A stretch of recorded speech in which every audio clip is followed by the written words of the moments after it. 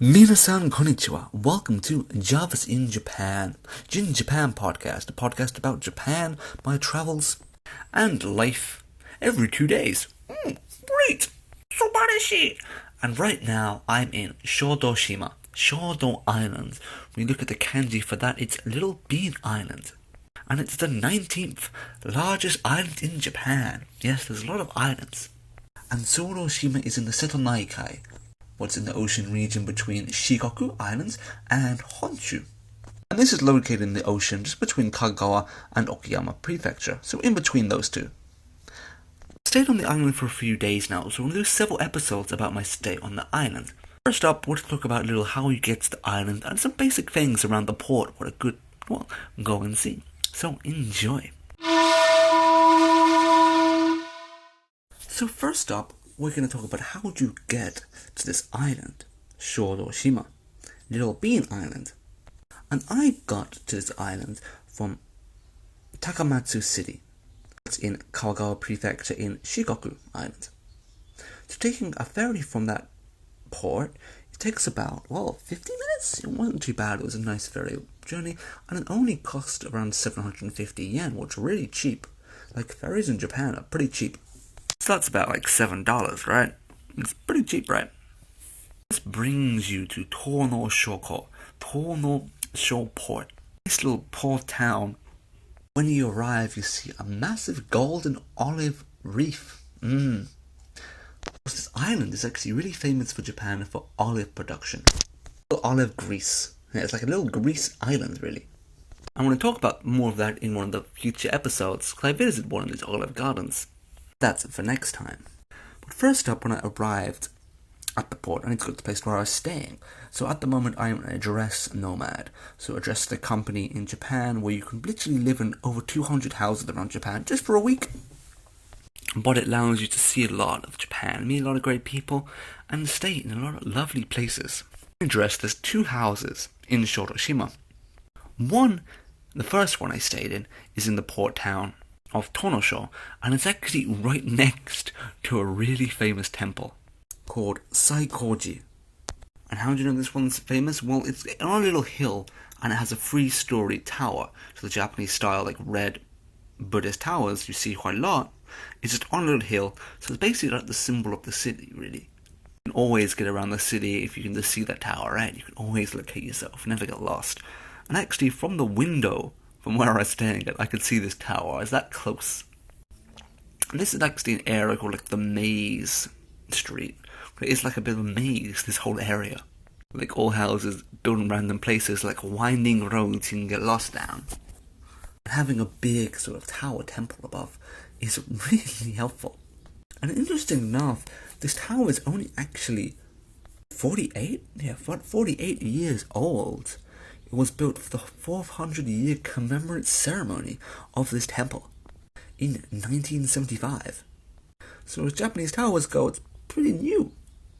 But it's definitely worth being built because, it's pretty. And close by, there's another really famous spot.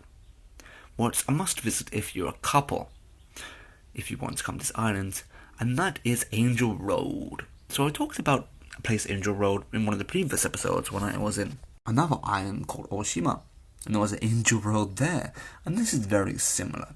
This is sort of some rocks and some small little islands, but when there's low tide, you can access. There's like a little sand path, like a road of sand, where you can access there, and it says if you're a couple, you should hold hands through this, and it'll bring you good luck. So it's like, what's cute? But I was alone, so I just walked myself. But it was quite good to go and see. And it's very, very nice on a sunny day. But sadly, just after I arrived on this island, it kind of rained really bad. Like, it rained a lot. But I had a lot of work to do because I was finishing off a deadline, so I was mostly stuck inside working. What's a little bit sad, right? Sad. But when the work was over, I moved to the next place I was going to be staying at, Shoudo B. And I had a weird idea that it'd be great to just walk there. Like, it'd be fine, I'll just work. Yeah, it wasn't too great. I had quite a lot of stuff with me as well, carrying a drone as well. And it kind of, after the rain, got really hot.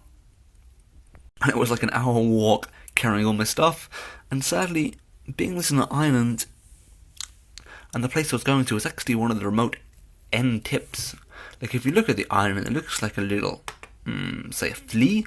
And on the head a little bit of the head is Syoudo.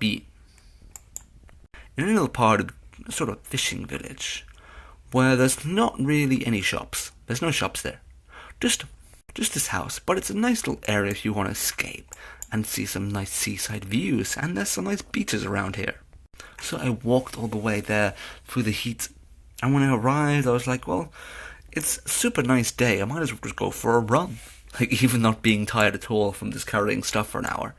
So I decided to go for a run. But, well, it was a great idea.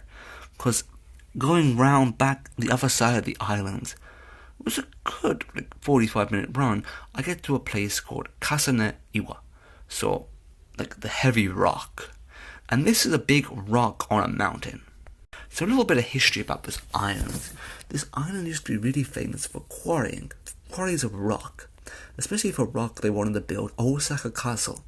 So if you've been to Osaka, you know there's a castle and it's really big and it's got lots of nice walls and moats. But to make that, they need lots of rocks. And Shikoku was one of the main places they got their rocks. Because there was really big rocks in Shikoku.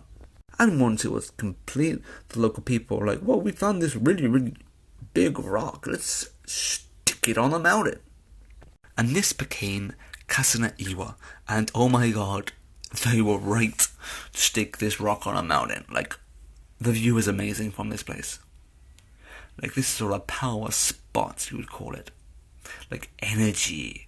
It's just look around. It's a very, well, it's got a torii gate, a Japanese style gate, but it's all wooden and crooked. Like, very, very old. It's like it's gonna fall down. But you go through, you turn around, and the view is insane.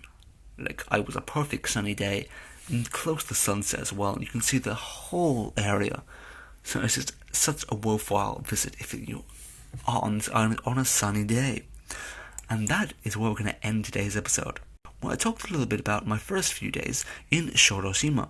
And actually today, I did a little trash collection event will be the theme of the third episode about Shikoku, with the next one actually going to be about a soy sauce museum and olives. Ooh, otanashimi. And just before you go, I just got one little announcement that I'm doing a charity fundraising with my friend Melania, and we're going to Nepal to help some young girls' education, to give them some sanitary supplies they need, but they won't normally get anywhere else. And this is a fundraising campaign on GoFundMe, so if you're interested in that, please click the link down below, and any donations would be much appreciated. So, 皆さん、最後まで聞いてくれて本当にありがとうございました。じゃあね。